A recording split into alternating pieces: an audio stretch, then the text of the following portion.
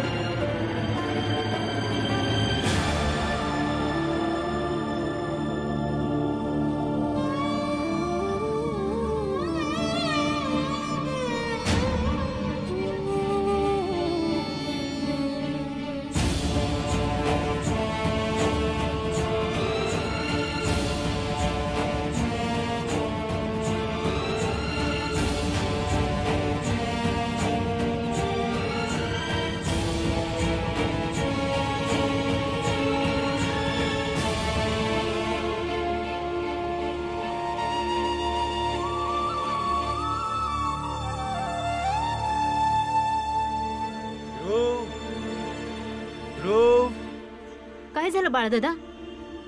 ही चिठ्ठी भीमासाठी आहे, त्याला नक्की दे.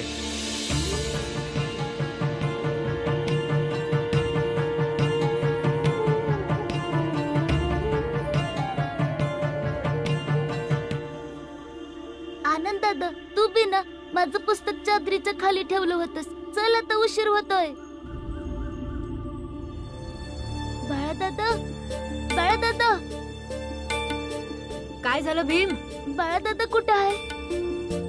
अरे बाळदादा, बाळदादा, बाळदादा. अरे काय झालं बाळदादा? अरे कशा पायी बाबा ओरडताय? आत्या, माहित नाही बाळदादा एकटा कुठं निघून गेला. अरे असेल इथंच कुठं तरी. बाळादादा तर इथंच होता. मी आज त्याला शाळेची पिशवी आणून दिली होती. बहुतेक शाळेत गेला असेल. भीम चल आपण शाळेत जाऊन बघूया. चल. मी आजपासून शाळेत नाही जाणार. मी तुमच्या डोक्यावर हात ठेवून शपथ घेतली होती की मी शिकन, त्यामुळे तुम्हाला सांगून शिक्षण सोडतो. मी आता विचार केलाय की मी बी पैक कमवेन. या घराची जबाबदारी उचलायला तुमची मदत करायची आहे मला.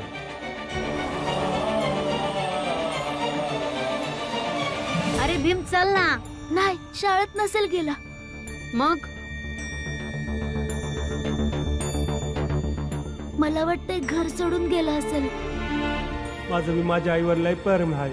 तिला इलाजासाठी पैक्याची गरज आहे. मी पैका कमवणार. तुम्ही तुमचा हात माझ्या डोक्यावर ठेवा आणि मला दिलेल्या शब्दातून मोकळं करा.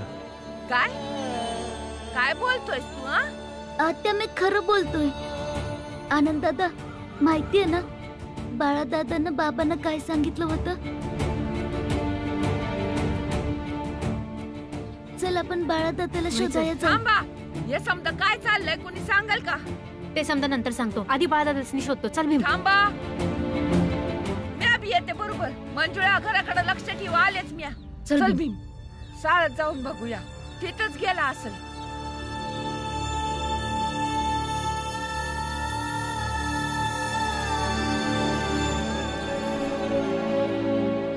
काका काका, हा? स्टेशन कुठच्या बाजूला आहे? स्टेशन भय हाय तर इकडच. अरे पण इकडून जाशील तर फार येळ लागेल. लई लांबचा पल्ला आहे. एक काम कर बाळा, अरे तू या जंगलाच्या वाटेनं जा. इथून तुला नजीकच पडेल. तिथनं एक पायवाट आहे, ती तिकडच जाते. लवकर पोहोचशील बघ. काका, आता कंची गाडी मिळेल? अरे छोटस तर स्टेशन आहे, एकच गाडी थांबते.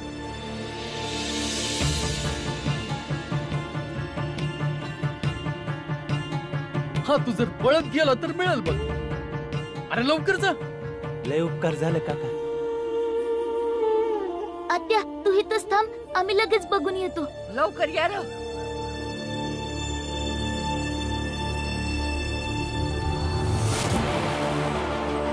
बाळदादाला बघितलं का? नाही. भीम, तू तिकडे कुणाला तरी विचार. मी शिपाई काकाला विचारून येतो. पंकज, तू बाळादादाला बघितलंस का? आम्ही कशाला बघू त्याला सकाळ सकाळ. दिस खराब करायचे वय. शिपाई काका, तुम्ही बाळदादाला पाहिलं? मी आता सकाळपासून इथंच आहे. मी आता नाही पाहिलं. का काय झालं? बाळदादा माहित नाही कुठे गेलाय. काय झालं? आत्या बाळादादा शाळेत आलाच नाही. आता काय करायचं आत्या? चला ठेसनावर जाऊया. ते लई लांब आहे. अरे पण जाऊया तरी. कुठे चाललंय तुम्ही सगळे? आम्ही स्टेशनला चाललोय. का? बाळादादाला शोधाया. पण बाळादादा तर मला भेटला होता. त्यांनी ही चिठ्ठी दिली आहे आणि सांगितलं तुला द्यायला.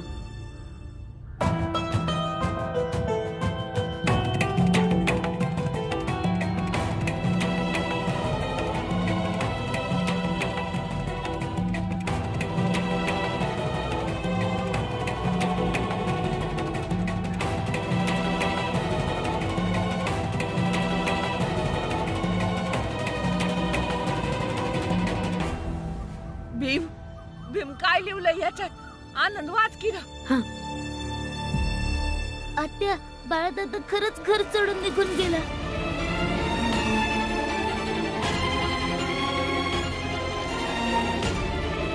चला ठेसनावर जाऊया. भीम चल चल चल. मी पण येऊ भीम? नाही तू शाळेत जा.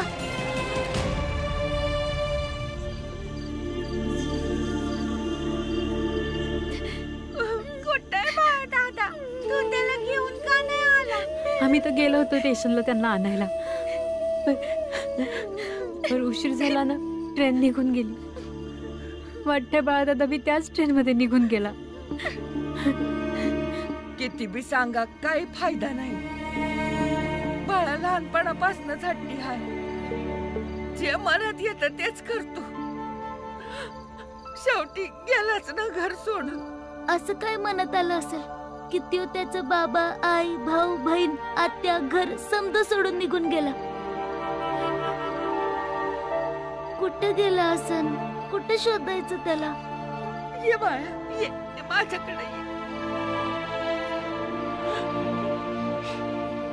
तू नगर रडू भीम.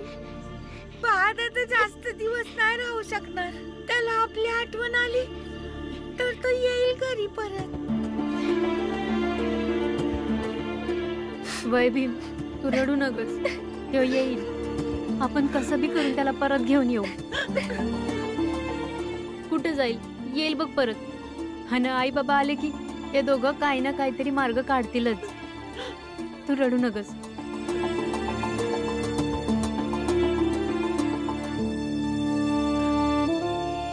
पोरांनो चला तुम्ही. सकाळपासून काय बी खाल्लं नाही. तुळस मंजुळा जावं लाकडं घेऊन या. पर आता मी काहीतरी करून देते.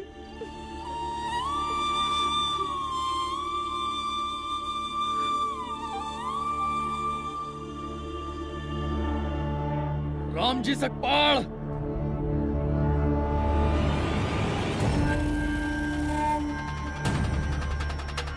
बघितलंस का तू? धर्म आणि सामाजिक व्यवस्थेला तोडायचा परिणाम. मुलींना शिकवायला शाळेत घेऊन गेला होतास. हे पाप आहे. आणि त्याचा परिणाम काय झाला? बायको आजारी पडली. पोरग घरातनं पळून गेलं. अजून देखील सुधरा. 2 मुलं आणि 2 मुली अजून आहे तुला.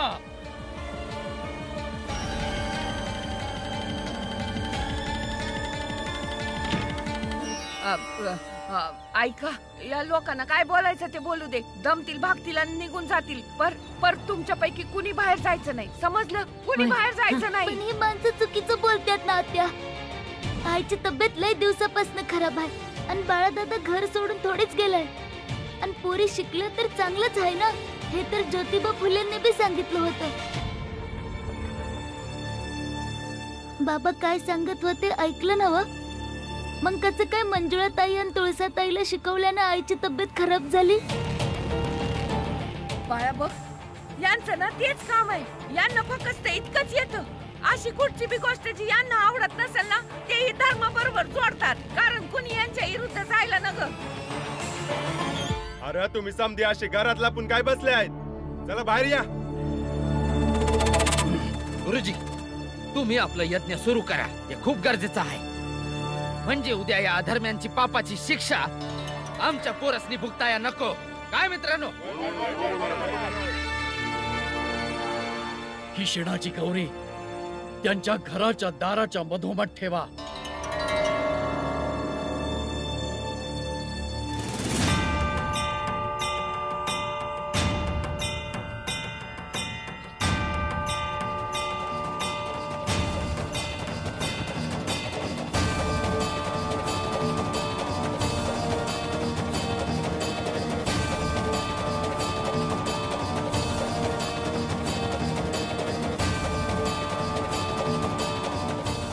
आत्या, हे समधी लोक काय करतात?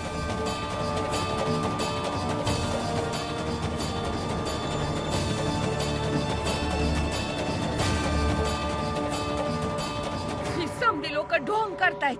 आणि काय करतील ही? पूजा आणि ढोंगातला फरक नाही माहिती असली. चला आज चला चला.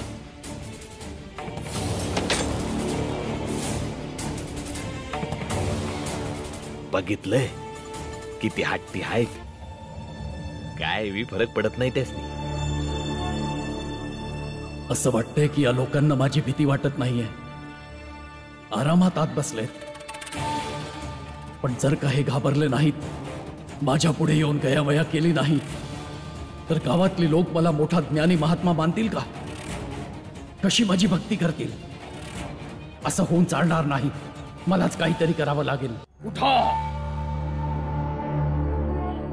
कारण अधर्मानं यांच्या घरात जन्म घेतलेला आहे. त्यामुळे अधर्माने जन्मलेल्या वाईट शक्तींना यांच्या घरातून बाहेर काढावं लागेल. आणि वाईट शक्तींचं परिमार्जन घराच्या डाव्या बाजूने होतं. आता वाईट शक्तींना बाहेर काढायला मार्ग तयार करावा लागेल. यांच्या घराचा डावा भाग तोडावा लागेल. महाराज अगदी बरोबर बोलतायत. तोडून टाका त्याच्या घराचा डावा भाग.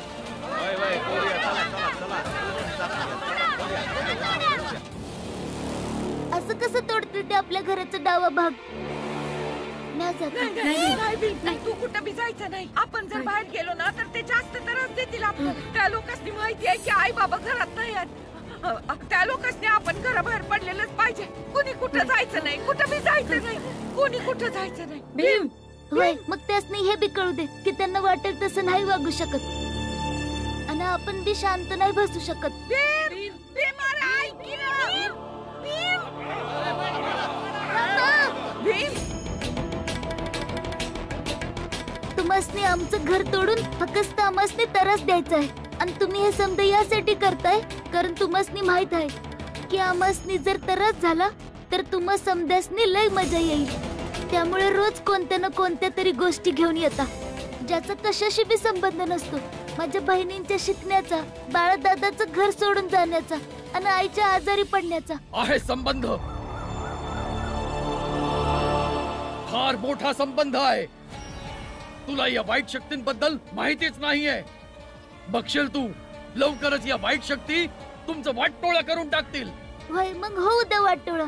आमचं वाटोळं होईल ना. मग तुम्ही कशाला काळजी करताय? आणि आमचं घर भाड्याचं आहे. तुम्ही कसं तोडू शकता? भीम, भीम, चल इथून, चल बाया, चल. आत्या, बोलू दे मला. तुला या वाईट शक्तीचा अनुभव नाहीये. आणि तुला हेही कळणार नाही की कशी घरची डावी बाजू तोडल्यानं या वाईट शक्ती घराच्या बाहेर निघून जातील. त्यामुळे बाजूला हो आमच्या समोरून. आम्हाला या वाईट शक्तींना बाहेर काढू दे. तोडून टाका. ठीक आहे. माझी जात अशी आहे की जी तुम्ही मला दाखवू शकत नाही. आणि माझी तेवढी अक्कल बी नाही. पण तुम्ही तर मोठ्या जातीचा आहो ना. मग तुम्ही त्यासनी सांगा की तुम्हाला दाखवा किंवा मग अनुभव करून द्या की माझ्या घरात कोणती वाईट शक्ती आहे. आणि कसं माझं घर तोडल्यामुळं ती वाईट शक्ती निघून जाईल.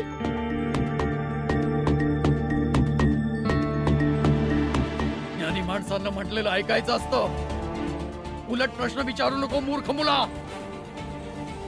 श्राप दिला ना तर सगळं भस्म होऊन जाईल. भीमा, उगा वाद घालू नको यांच्याशी. चल. आत्या, मला बोलू दे. होय, मग द्या श्राप. धमकी का देताय? कमीत कमी तुमच्या शापानं समज संपून जाईल आणि मला विश्वास होईल तुमच्या शक्तीवर. पण जर काहीच झालं नाही तर तुमच्या संग असणाऱ्या या लोकांना विश्वास होईल की तुम्ही खोटारडे आहात.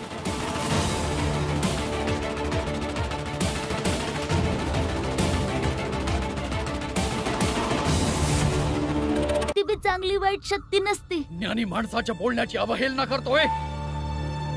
तुम्ही सगळे या पापाची शिक्षा भोगायला तयार राहा. अहो नका करू असं. मी इथं तुमचं चांगलं करायला आलो होतो, पण हा पोरगा माझा अपमान करतोय.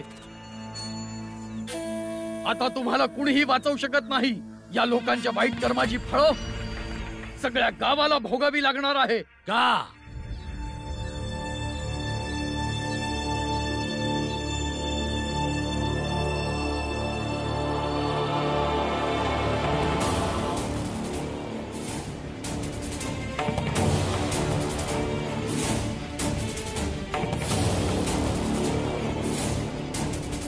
कारण तुमच्याकडे या मुलाच्या प्रश्नांची उत्तरं नाही आहेत, म्हणून तुम्ही या गाववाल्यांना आपली ढाल बनवून आपलं खरं रूप लपवत आहात.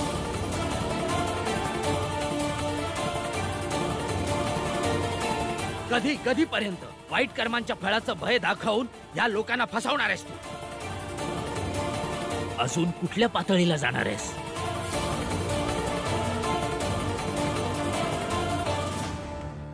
मूर्खा, परत आलास तू? अरे खालच्या दर्जाला तर तू गेलायस. विसरलास का तू? तुला या गावात यासाठी काढलं होतं की तू अस्पृश्याच्या घरात पूजा केली होती आणि आज पुन्हा त्या लोकांची बाजू घ्यायला आलायस. पहिली गोष्ट तर मी वेडा नाहीये. दुसरी गोष्ट, हे गाववाले माझ्याबद्दल काहीही विचार करू दे किंवा काही समजू दे, पण तुला देखील ही गोष्ट चांगलीच माहिती आहे की मी तुझ्याहून जास्त शिकलेला आणि विद्वान आहे. तुम्ही मला सांगा की कुठल्या पुस्तकात आणि कुठल्या ग्रंथामध्ये असं लिहिलं आहे की घराची एखादी भिंत तोडल्याने कुठली वाईट शक्ती घरातून बाहेर जाते?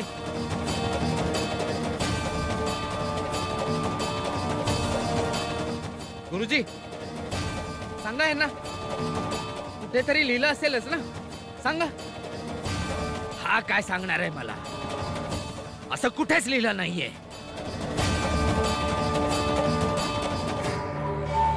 आता तू इथून गप्पपणे निघून जा, समजलास? आणि बंद कर या परिवाराला त्रास देणं. तू या गाववाल्यांना मूर्ख बनवू शकतोस, पण त्या वरच्याला नाही. अरे त्या वरच्याला तर घाबर ना. उद्या तिथे गेलास की त्याला पण उत्तर द्यावं लागेल तुला. त्याचा विचार कधी केलायस का?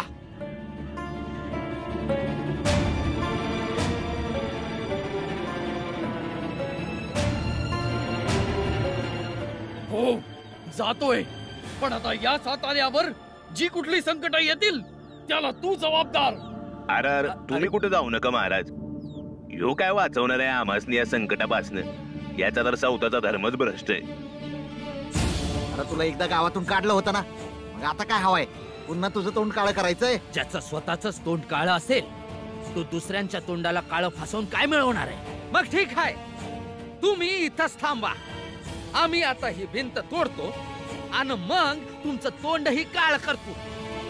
चला मित्रांनो, अहो थांबावं, नका करू असं.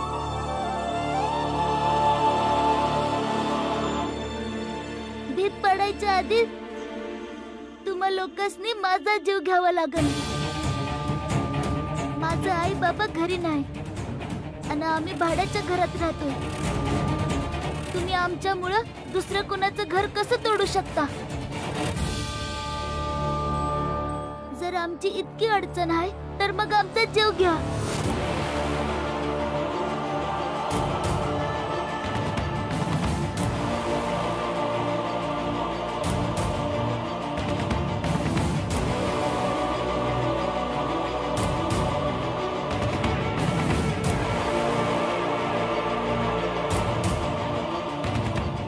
काय झालं? आता एकमेकांची तोंड का बघत बसला? आता जाऊन तोडा या घराच्या भिंतीला आणि मारून टाका या मुलांना. हे चांगलं काम केल्याबद्दल मी तुमचं फुलामाळांनी अभिनंदन करतो आणि या शुभ अवसराला पोलीस कॅप्टन साहेबांना मुख्य अतिथी म्हणून त्यांचं स्वागत करतो.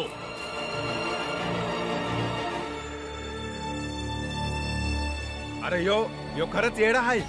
यो या पोरांना सामील आहे. मी आता म्हणतो चला इथनं. हा एकदम बरोबर बोलतोय. या पोरासने मारून आपण भिंत नाही पाडू शकणार. पाप लागल. पापाच्या भीतीने की पोलीसच्या भीतीने?